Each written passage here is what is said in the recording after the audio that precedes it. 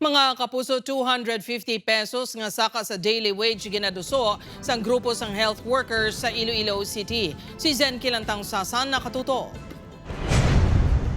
Nagsumite sang petisyon para sa wage increase ang Iloilo Doctors Hospital Employees Union sa Regional Tripartite Wages and Productivity Board 6. Ginaduso nila ang dugang nga 250 pesos sa minimum wage agud mahimo nga 800 pesos ang kada adlaw nga sweldo sa mga mamumugon sa Western Visayas halin sa 550 pesos. Nahibaloan nga gindismiss ang RTWPB 6 ang unang nga wage hike petition sang United Labor Alliance Western Visayas bangod wala makakomply sa mga rekisito. On the same content, binago lang yung pangalan but the same request for a petition for wage increase in the amount of 800 pesos.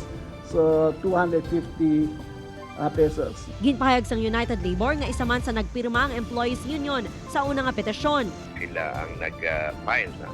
So nag-file sa sining petition nga gin-file man sa United Labor wherein nanging signatory man ang Iloilo Doctors Hospital Employees Union. Natala na nga magasapol ang wage board agad i-evaluate ang bago nga petisyon kag mahibaluan kung ang gintumod sang union kwalipikado nga supervening events. Ini ang exception nga makapahanugot sa wage board nga batunon ang wage hike request antes matapos ang mandatory 1-year period sang ulihi nga wage order. Ang pinakauli nga wage order sa Western Visayas sang November 17, 2025 sa diin 33 pesos to 40 pesos ang saka sa daily minimum wage sa private sector.